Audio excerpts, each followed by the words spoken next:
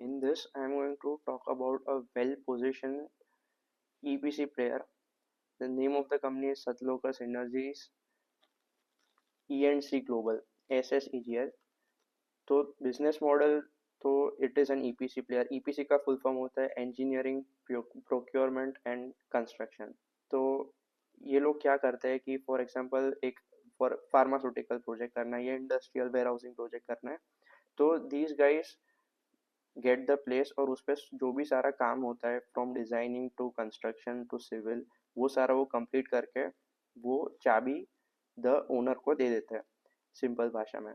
अब इसमें अच्छी बात क्या है for S S E G L के पास अपनी बहुत सारा इन हाउस एफिशिएंसी है and they have a lot of agencies. मतलब जो ईपीसी प्लेयर होते हैं वो भी काफ़ी सारे आउटसोर्स करते हैं अपना काम भी सब सब कॉन्ट्रैक्टर्स को. लेकिन ये जो कंपनी है वो अपना डिज़ाइन, आर्किटेक्चर डिज़ाइन, स्ट्रक्चरल से लेके आपका स्टील फैब्रिकेशन से लेके आपका एमईपी, मैकेनिकल, इलेक्ट्रिफिकेशन, प्लम्बिंग हो गया, वेंटिलेशन हो गया, सारा काम ये खुद कर दिया and there is a very less dependence on सब कॉन्ट्रैक्टर्स.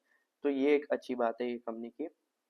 अगर इसका सेल्स का ग्रोथ देखें हम, तो दैट इज़, ये तो हाफ ईयरली हो गया, दैट इज 49%. और मार्च में तो 184% का इस कंपनी ने ग्रोथ दिया था.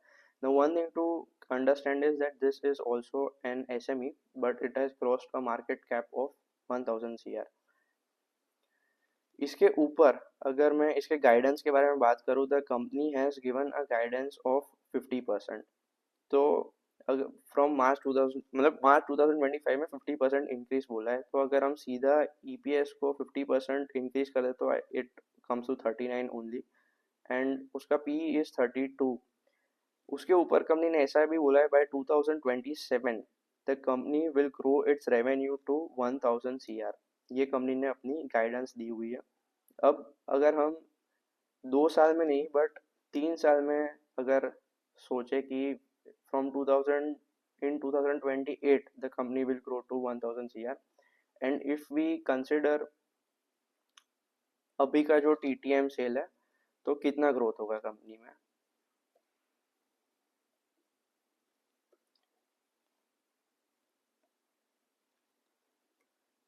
तो अगर हम 3 साल के लिए इसको पकड़ते हैं तो the company will grow by 42% CAGR for 3 years if it delivers what it says.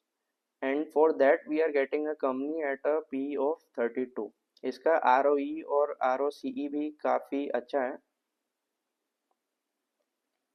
But I think, हाँ, इसका जो ROE ROCE I don't think the screener has given the right numbers. If we take 26 का net profit, तो and the number of shares is 2.41, तो 26 divided by 2.41 will give us 10.8 का इनका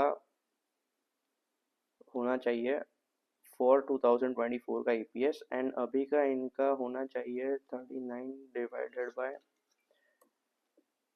2.4, तो 16.25 का इनका ईपीएस होना चाहिए if we take the TTM sales. अभी हम इसको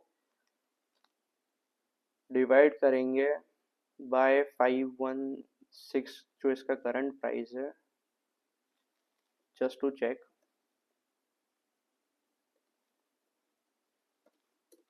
So it comes around 32 only, so that is correct, the P is correct but the EPS इन लोगों ने गलत कैलकुलेट किया है. कभी कभी एसएमई कंपनीज में ये काफ़ी देखने मिलता है कि नंबर्स आर कैलकुलेटेड रॉन्ग, तो that should be taken into consideration. अभी हम इसका आरओई भी एक बार कैलकुलेट ही कर ही देते हैं.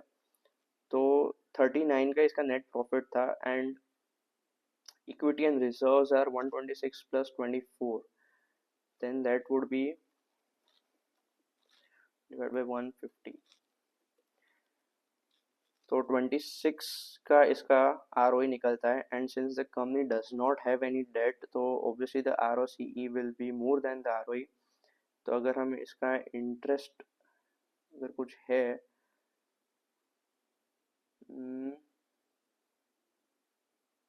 देयर इज नो बोरोइंग, तो इसका EBIT चाहिए हमको 53 का, अगर हम इंटरेस्ट जो एक है उसको ऐड करें तो the ROCE will come to 35, which is very good. That says that कि the company is working with good efficiency.